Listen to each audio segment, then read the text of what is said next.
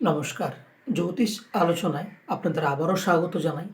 ২০২৪-এর দেবগুরু বৃহস্পতির রাশি সঞ্চার জনিত কথায়। আমাদের আজকের আলোচনা মকর রাশি অথবা মকর লগ্নের জাতক জাতিকাদের নিয়ে। যাদের মকর রাশি অথবা মকর লগ্ন তাদের জন্মছকে এই যে দেবগুরু বৃহস্পতি ২০২৪-এ রাশি সঞ্চার করছেন, এই সঞ্চারে তাদের কতটুকু শুভ এবং কতটুকু অশুভ থাকবেন, কোন কোন জায়গায় ভালো ফল থাকবে এবং কোন জায়গাতে একটু অশুভ, এই বিষয়ে আমরা আলোচনা করব। আমরা এই আলোচনাগুলো আমার চ্যানেলে অলরেডি মেষ রাশি থেকে ধনু রাশি পর্যন্ত করে রেখেছি। আজকের আলোচনা মকর রাশি অথবা মকর লগ্নের জাতক জাতিকাদের উদ্দেশ্যে। যাদের মকর রাশি মকর লগ্ন তারা কেমন অনুভব করবেন বৃহস্পতির এই অবস্থান আমরা আলোচনা করব। তো সর্বপ্রথম আমরা যে আলোচনাগুলো করছি, এই যে গুরুর রাশি পরিবর্তন, শনির রাশি পরিবর্তন বা গোচর ফল, এগুলো মূলত কিন্তু রাশিফল এবং এই ফলগুলো সার্বভৌমিক আলোচনা, ইউনিভার্সাল প্রেডিকশন। এই বিচারগুলো সবাই করে, তাই আমিও করছি, কিন্তু এগুলো কোনো ব্যক্তি বিশেষের উপরে 100% কিন্তু অ্যাপ্লিকেবল হয় না। তার জন্যে অর্থাৎ আপনি যদি আপনার বর্তমান অবস্থাটা বা আগন্তুক দিনের অর্থাৎ ভবিষ্যতের সম্বন্ধে পরিপূর্ণভাবে আপনারা অবগত হতে চান, তাহলে কিন্তু আপনারা আপনাদের কুষ্টি বিচার অর্থাৎ আপনি যে একটি নির্দিষ্ট সময় জন্মগ্রহণ করেছেন সেই নির্দিষ্ট সময় গ্রহণ দ্বারা যে জন্মছক, যে জন্মকুণ্ডলী নির্মাণ হয়েছে, সেইটিকেই বিচার করাটা বেশি গুরুত্ব দেবেন। আর যদি রাশিফলের কথা বলি, মকর রাশির কথা ২০২৪-এর বৃহস্পতির সঞ্চারগত, তাহলে আমার দেখা অনুযায়ী বৃহস্পতির এই অবস্থানে প্রায় শুভ ফলই সূচিত হচ্ছে মকর রাশির জন্মছকের ব্যক্তিদের জন্য। তার কারণ প্রথমত বৃহস্পতি গ্রহ ২০২৪-এর মে মাসের ১ তারিখে সঞ্চার করছেন কোথায়? বৃষ রাশিতে, কালপুরুষের দ্বিতীয় ভাবে, এবং মকর রাশির জন্মছকের পঞ্চম ভাবে অবস্থান করবেন। মকর রাশি বা মকর লগ্নের আপনাদের জন্মকুণ্ডলীর মধ্যে বৃহস্পতির অবস্থান হতে চলেছেন 5th হাউসে, পঞ্চম ভাবে, এবং বৃহস্পতি গ্রহ এমনিতেই পঞ্চম ভাবের কারক, তাই না? যদি পুরো ব্যাপারটাকে বুঝতে হয় যে বৃহস্পতি গ্রহ কী কী তথ্যকে রিপ্রেজেন্ট করছে, তাহলে দেখবো যে দেবগুরু বৃহস্পতি জ্ঞানকে, ভাগ্যকে, অর্থকে, সন্তানকে, কর্মকে, লাভকে রিপ্রেজেন্ট করে। তো জীবনের মূলত বিশেষ গুরুত্বপূর্ণ অঙ্গগুলোকে বৃহস্পতি গ্রহ রিপ্রেজেন্ট করে। এই বৃহস্পতি গ্রহ কোথায় থাকছেন? পঞ্চম ভাবেই থাকছেন মকর রাশি বা মকর লগ্নের ব্যক্তিদের জন্মছকে। তো এটা শুভ, কারণ পঞ্চম স্থান তো আমরা ত্রিকোণ স্থান বলে ভাবি, এটা লক্ষ্মী স্থান, তাই এই স্থানে বৃহস্পতির অবস্থান সর্বাপেক্ষা শুভ ফল দিবে। বৃহস্পতি গ্রহ পঞ্চম স্থানে বসে এটা সন্তান পক্ষ থেকে শুভ ফল পেতে পারেন, কারণ বৃহস্পতি গ্রহ এমনিতেই সন্তানের কারক এবং সে পঞ্চমভাবে থাকছে মকর রাশি জন্মছকে। তো এটা বিদ্যা বুদ্ধির জন্য ভালো, এডুকেশনকে রাইজ করানোর জন্য ভালো সময় হতে পারে, নতুন কোনো কোর্স জয়েন করার জন্য ভালো সময় হতে পারে, কম্পিটিটিভ এক্সামে ক্র্যাক করার জন্যে বা যে কোনো কম্পিটিটিভ এক্সামে ভালো পারফর্ম করার জন্যে বৃহস্পতি পঞ্চম স্থানে অবস্থানে শুভ ফল আপনারা পেতে পারেন। দ্বিতীয়ত বৃহস্পতি যেহেতু সন্তানের কারক এবং পঞ্চম স্থানও সন্তানকে রিপ্রেজেন্ট করে, তো বৃহস্পতির এই অবস্থানে সন্তান উৎপত্তির জন্য এটা শুভ সময় বলা যেতে পারে। একইভাবে বৃহস্পতি যেহেতু লাভকে রিপ্রেজেন্ট করে এবং বৃহস্পতি গ্রহ অর্থ, উন্নতি, কর্মকে রিপ্রেজেন্ট করে, পঞ্চম স্থানে শুভ স্থানে থাকাতেও বৃহস্পতি জীবনের অর্থ, রোজগার, উন্নতি, কর্মে সফলতা এগুলো দিতে পারে। তো মূলত বৃহস্পতি গ্রহ পঞ্চম স্থানে থাকায় আপনাদের জীবনের পঞ্চম ভাবের জাগৃতি ঘটাতে পারে। পঞ্চম ভাব কি? পঞ্চম ভাব হলো বুদ্ধি, পঞ্চম ভাব হলো প্রতিটি ব্যক্তির জীবনের যে ক্রিয়েটিভিটি, প্রতিটি ব্যক্তির জীবনের রচনা শক্তি। তো আমরা তার জন্য সহজভাবে বলি যে পঞ্চম স্থান থেকে আমরা শিক্ষাকে দেখি। তো শিক্ষা শুধু কি আক্ষরিক অর্থে শিক্ষা? শিক্ষা কি শুধুই ওই বইয়ে পুস্তকে পড়া যে জ্ঞানগুলো, এগুলো জ্ঞান? জ্ঞান তো আথাহ, জ্ঞান তো কোনো কুল কিনারা নেই জ্ঞানের, তাই না? জ্ঞান আপনি শিক্ষিত ব্যক্তির মধ্যেও পাবেন বা যারা কম শিক্ষিত তাদের মধ্যেও পাবেন। তো জ্ঞান তো শুধু জ্ঞান। তাই পঞ্চম বৃহস্পতির এই অবস্থান পঞ্চমভাবে মকর রাশির ব্যক্তির জন্য এটা একটা জ্ঞানকে আহরণ করার জন্য ভালো সময় হতে পারে। আপনার মধ্যে ঈশ্বরতুল্য জ্ঞান, আপনাদের মধ্যে এবারে বৃহস্পতির জন্য গুরু কৃপা লাভের মধ্যে যে জ্ঞান হয় এগুলো পেতে পারেন, এবং মূলত আপনার মধ্যে ইন্টেলিজেন্সি, বুদ্ধিমত্তা, জিনিসকে বা যে কোনো বিষয়বস্তুকে ভালোভাবে লজিক এবং অ্যানালিটিক্সের মধ্যে দিয়ে বিবেচনা করা, বিবেক নিজেকে নিজের মধ্যে বিবেকবান হওয়া, এগুলো আপনার ভালো ফল আপনারা এবার পাবেন। এবং বৃহস্পতি পঞ্চম স্থানে থাকাতে আপনাদের মধ্যে যে ক্রিয়েটিভিটি বা নতুন করে জিনিসকে সৃজন করার ক্ষমতা, এটা কিন্তু বাড়িয়ে দিতে পারে। সেটা শিক্ষার দৃষ্টিতে হতে পারে, সেটা পারিবারিক দৃষ্টিতে হতে পারে, সেটা কর্মের দৃষ্টিতে হতে পারে। যে কাজগুলো আপনারা করছেন এতদিন পর্যন্ত, সেই কাজের মধ্যেই আপনাদের বুদ্ধি, জ্ঞান এবং শ্রম দ্বারা, অনুভব দ্বারা, জ্ঞান দ্বারা আপনারা নতুন কিছু জিনিস সৃষ্টি করতে পারবেন। বা আপনারা যে কাজ করছেন সেই কাজের ধরনটা পাল্টে, বা আপনারা যে পড়াশুনো করছেন সেই পড়ার মধ্যে নিজের অ্যাটেনশনকে আরও বেশি দিয়ে, জ্ঞান বেশি দিয়ে, নলেজ বেশি দিয়ে কোথাও না কোথাও নতুন করে জিনিসকে সৃষ্টি করতে পারবেন, জাগিয়ে তুলতে পারবেন জ্ঞানের মাধ্যম দিয়ে, ধর্মের মাধ্যম দিয়ে। তো বৃহস্পতির এই পঞ্চমে অবস্থান আপাত দৃষ্টিতে খুব ভালো বলে বলা হয়।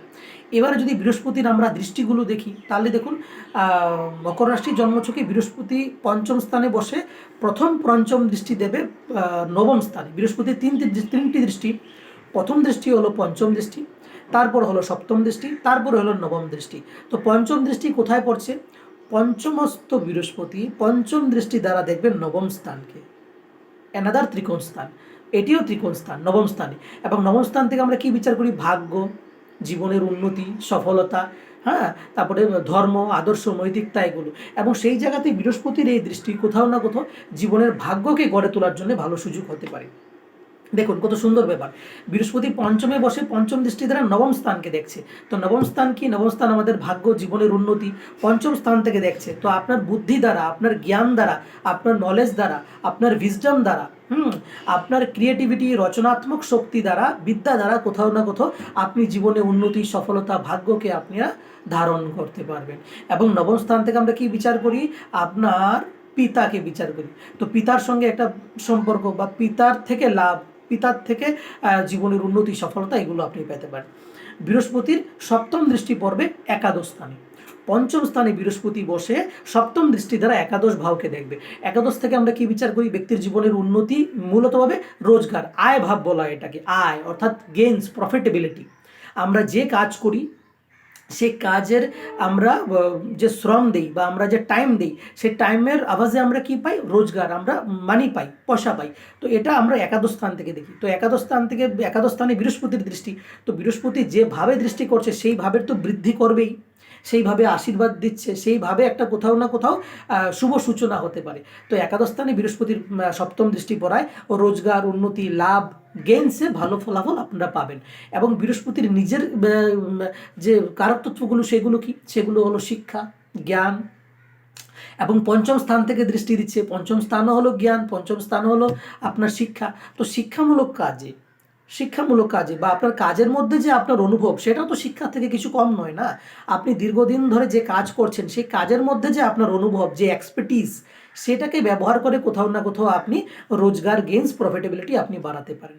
এবং বৃহস্পতির একাদশী দৃষ্টি আরেকটি শুভ ফল দিতে পারে। একাদশ স্থান থেকে আমরা কি বিচার করি? আমাদের ফ্রেন্ড সার্কেল, আমাদের সোশ্যাল সার্কেল, আমাদের মিত্রজন, আমরা কাদের সঙ্গে উঠছি, কার সঙ্গে বসছি, আমাদের সোশ্যাল সার্কেলে কে আছে, একাদশ স্থান থেকে এটা বিচার করে। তো একাদশী বৃহস্পতির দৃষ্টি কোথাও না কোথাও এবছর আপনাদের বন্ধু বান্ধবের সংখ্যা বাড়াবে, মিত্র ঘন করবে, এবং একটা ভালো ফ্রেন্ড সার্কেল, একটা সোশ্যাল সার্কেল আপনাকে দেবে। 7, 8, 9 বৃহস্পতির নবম দৃষ্টি কোথায় পড়ছেন? লগ্নভাবে। মকর রাশি অথবা মকর লগ্নের জন্মছকের বৃহস্পতি গ্রহ পঞ্চম স্থানে বসে নবম দৃষ্টি দ্বারা লগ্ন ভাবকে দেখবে। লগ্ন ভাব মানে আমার তনুভাব, প্রথম ভাব, আমার শরীর, আমার ব্যক্তিত্ব, আমার পার্সোনালিটি। তো এই জায়গাতে বৃহস্পতির দৃষ্টিতে বলা আছে, বৃহস্পতি লগ্নে দৃষ্টি দিলে শত দোষ নাকি মুক্ত করে ফেলে, শত দোষ নাকি মুক্ত করে ফেলে। তো কোথাও না কোথাও যদিও অন্য কোনো সমস্যা থেকে থাকে, সেগুলোকে নিবারণ করবে। এবং লগ্নভাবে বৃহস্পতির নবম দৃষ্টি আপনার ব্যক্তিত্বের মধ্যে দিয়ে ধনী করবে, আপনার শারীরিক সৌন্দর্যতা বৃদ্ধি বাড়াবে, আপনার মধ্যে জ্ঞান, ভক্তি, আদর্শ, গুরু ভক্তি এবং ঈশ্বরের থেকে যে আমরা আশীর্বাদ প্রাপ্ত হই, সেটাকে সেই দিক থেকে ফল দিবে। এবং বৃহস্পতির নবম দৃষ্টি লগ্নভাবে পড়াতে আপনার শারীরিক সৌন্দর্যতা, আপনার কথার মধ্যে মাধুর্যতা, আপনার বৌদ্ধিক ক্ষমতার বৃদ্ধি। এবং শারীরিক সৌন্দর্য মানে বৃহস্পতি ম্যাদ কারক, ফ্যাট, বৃহস্পতি শরীরের চর্বিকে বৃদ্ধি করে, বৃহস্পতি গৌর বর্ণ, তাই কোথাও না কোথাও আপনার গায়ের রং এবার একটু সামলা হয়ে উঠতে পারে, বা আপনার গায়ের রং ফর্সা হয়ে উঠতে পারে।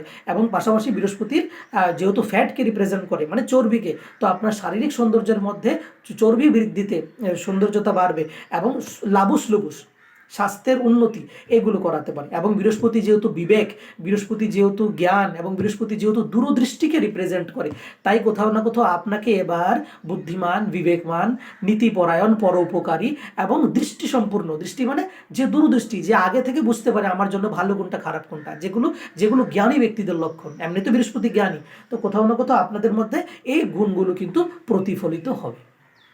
তো এই হলো গিয়ে বৃহস্পতির মকর রাশি অথবা মকর লগ্নের জাতক জাতিকাদের পঞ্চম স্থানে অবস্থানের ফলাফল। তো আপাত দৃষ্টিতে শুভ ফল বলেই মনে হচ্ছে, কারণ বৃহস্পতি পঞ্চমে অবস্থানে বিদ্যা বুদ্ধি লাভ, সন্তান প্রাপ্তি, জ্ঞান প্রাপ্তি এগুলো করাবে। এবং পঞ্চম দৃষ্টি দ্বারা নবম স্থানকে দেখাতে ভাগ্য উন্নতি, তীর্থ দর্শন, গুরু ভক্তি এবং জীবনে ভাগ্যকে উন্নতি করাতে পারবে। বৃহস্পতির সপ্তম দৃষ্টি পড়বে একাদশ স্থানে পড়ায় রোজগার উন্নতি, গেইনস, প্রফিটেবিলিটি এবং মিত্র সংখ্যা বৃদ্ধি করবে। এবং বৃহস্পতির নবম দৃষ্টি লগ্নভাবে পড়াতে, প্রথমভাবে পড়াতে শারীরিক সৌন্দর্য, বুদ্ধিমত্তায় বিকাশ, ইন্টেলিজেন্সি বাড়বে এবং আপনার মধ্যে জ্ঞান, ভক্তি, আদর্শ ইত্যাদির কিন্তু বৃদ্ধি করবে।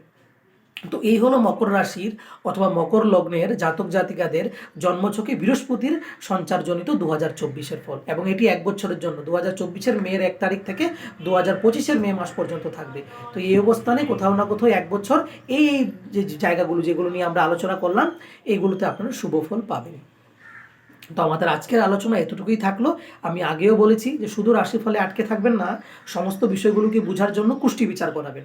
আপনার যে জন্মছক আছে সেটার মধ্যে কি দশা চলছে সেই দশাকে বিচার করাবেন। সেই দশা যদি শুভ হয় তাহলে এই যে আলাপগুলো করলাম সেগুলো শুভ ফল পাবেন, আর যদি দশা খারাপ হয় তাহলে অনেক ক্ষেত্রে শুভটা পাবেন না।